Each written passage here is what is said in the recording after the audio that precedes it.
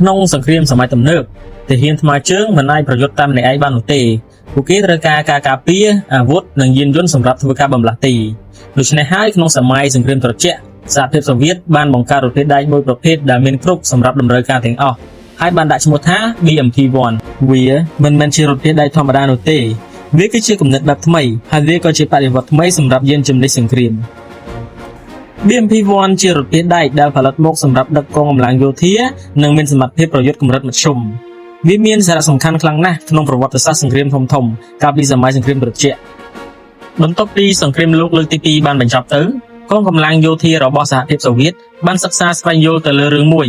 គឺទាហានដែលជិះឡានធម្មតាងាយនឹងរងគ្រោះណាស់ពីព្រោះថានៅទសវត្សរ៍ឆ្នាំ1950និង1960អាវុធសម្រាប់ប្រឆាំងរថក្រោះកាន់តែមានអានុភាព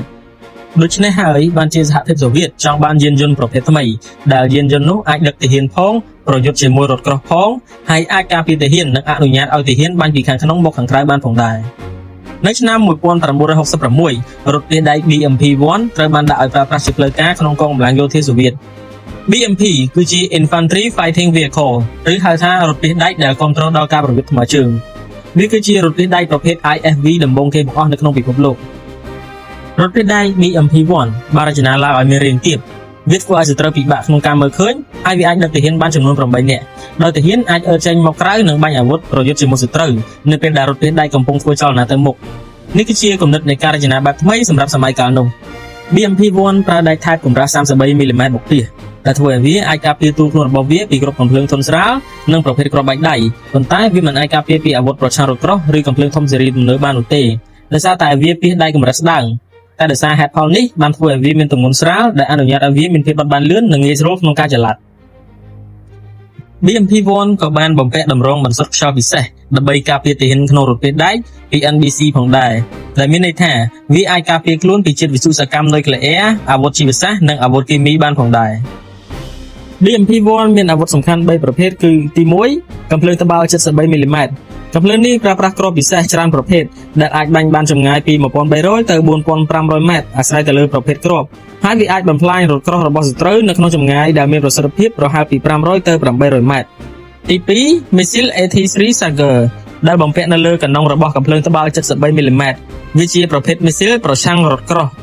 ចម្ងាយបាញ់រហូតដល់3គីឡូម៉ែត្រប៉ុន្តែការប្រើប្រាស់មិនសូវងាយស្រួលប៉ុន្មានទេដោយអ្នកបាញ់ត្រូវតែគ្រប់គ្រងការបញ្ជាមីស៊ីលតាមរយៈ telescope ទាល់តែគ្រាប់របស់វាហោះទៅប៉ះគោលដៅ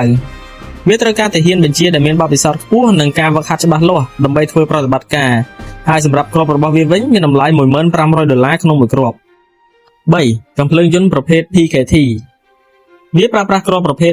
7.62 មីលីម៉ែត្រប្រើសម្រាប់ប្រឆាំងទាហានសត្រូវនិងគ្រប់គ្រងដល់កងកម្លាំងថ្មើរជើងពេលចុះពីរថយន្តដែកក្នុងសមរភូមិក្តៅកាំភ្លើងនេះអាចបាញ់បានចម្ងាយពី1000ទៅ1500ម៉ែត្រវាសាមញ្ញងាយស្រួលប្រើប្រាស់និងអាចទប់ចិត្តបាន BMP-1 មិនមែនប្រយុទ្ធតែម្នាក់ឯងនោះទេវាប្រយុទ្ធជាមួយទាហានដែលទាហានអាចអង្គុយខាងក្នុងហើយបាញ់ចេញពីជំហៀងដើម្បីគ្រប់គ្រងដល់កងកម្លាំងពេលកំពុងចុះពីរថយន្តដែកនិងអាចឲ្យពួកគេមានពេលគ្រប់គ្រាន់សម្រាប់ការរកកន្លែងដែលមានសុវត្ថិភាពនៅក្នុងពេលប្រយុទ្ធនេះជាយុទ្ធសាស្ត្រសង្គ្រាមថ្មីនៅក្នុងសម័យសង្គ្រាមត្រជាក់BMP-1 មានទម្ងន់សរុប 13.2 តោនមានប្រវែងបណ្ដោយ 6.7 ម៉ែត្រទទឹង 2.94 ម៉ែត្រនិងកម្ពស់ 2.68 ម៉ែត្រហើយវាមានដែកដែលពាសមានកម្រាស់33មីលីម៉ែត្រ BMP-1 បំពាក់ម៉ាស៊ីនម៉ាស៊ូតប្រភេទ UTD-20 ដែលមានស៊ីឡាំងចំនួន6រៀបជាអក្សរ V ហើយមានកម្លាំងស្ទះចំនួន300 HP ដែលនាំឲ្យវាអាចបើកបានល្បឿន65គីឡូម៉ែត្រក្នុង1ម៉ោង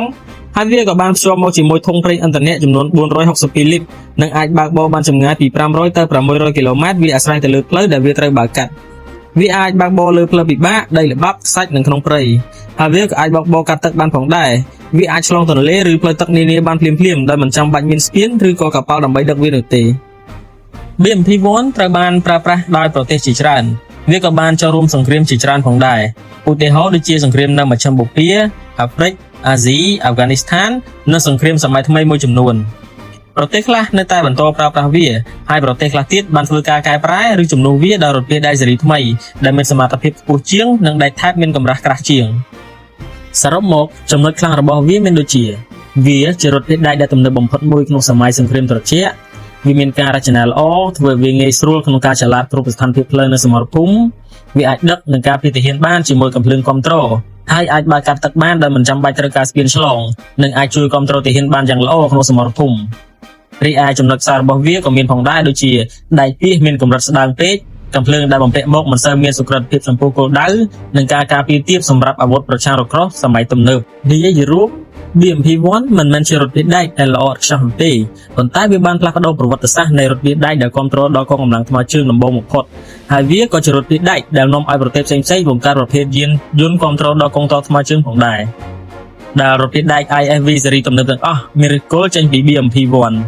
ហើយសម្រាប់ប្រទេសកម្ពុជាយើងផងដែរមានរថយន្តដែក BMP-1 ចំនួនប្រហែលជាជាង100គ្រឿងដែលប្រទេសយើងធ្លាប់បានទិញពីសាធារណរដ្ឋឆេកូស្លូវ៉ាគី